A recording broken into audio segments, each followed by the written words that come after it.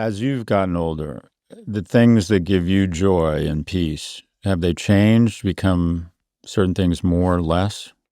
I think I'm a slightly odd case because I got very into meditation and became very cognizant of the finiteness of life very early, right? So I was probably 18. I mean, I became kind of obsessed with my own mortality earlier than that. My best friend died when I was 13. My dad died when I was 17.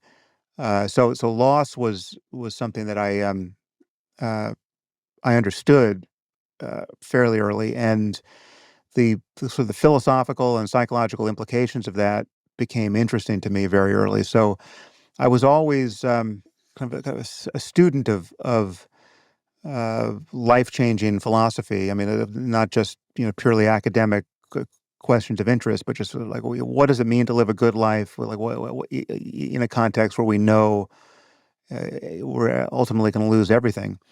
Uh, and so I was thinking about that very early. So I can't say that that has changed. I just, in some ways, I'm relearning the lessons I learned when I was 18 and 19 and 20.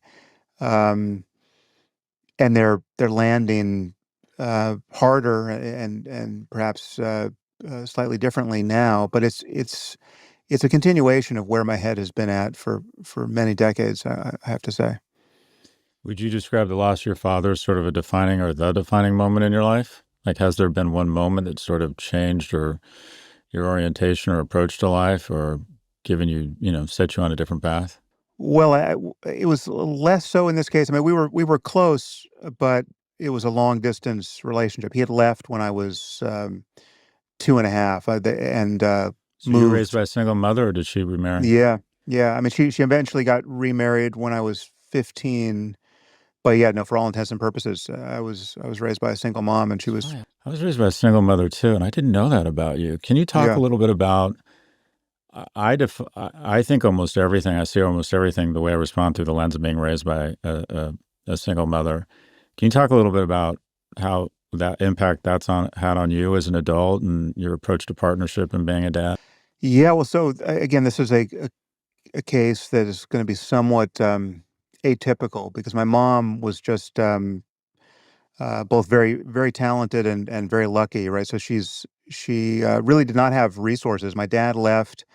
I think he on her account he I think cut one child support check of $500, something like that. But I mean, he really did not discharge his responsibilities as a dad very well. I mean, he was a struggling actor, so he didn't have money either. But he was painting houses at that time to make money. But he abandoned me and my mom, to go be an actor in New York. He couldn't figure out how to do that in L.A. for some reason. So that attests to some other lack of commitment to being a parent.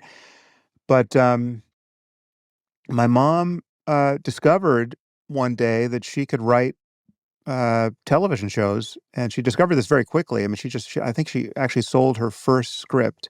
She was just watching television one day, trying to figure out how she was going to make money. Again, we really had nothing.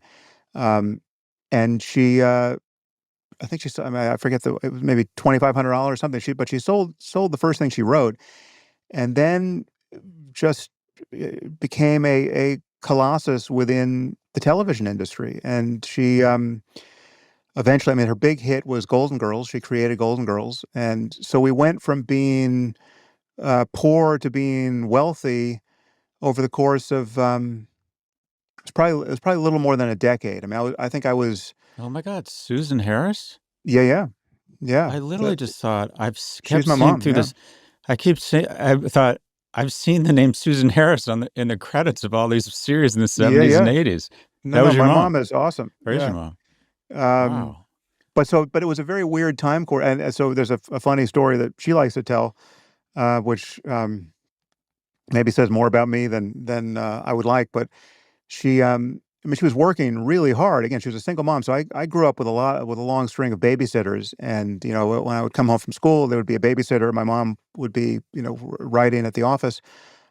And at one point, she came to me and she said, we were living in a little rented house in the San Fernando Valley, and but I was going to a private school, um, that she had stretched to get me into. And so I was surrounded by kids who had much more money than we did. And she said to me, I don't remember this, but I'm sure this is true because was indelibly etched upon her memory.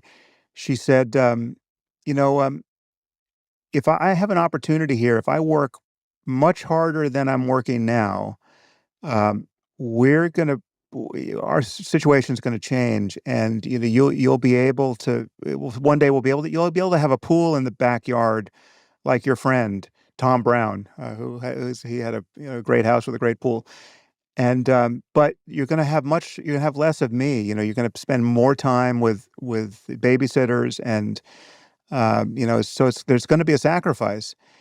And apparently, I thought for a few seconds, and I turned to her and I said, "Get the pool, Mom." I want the pool.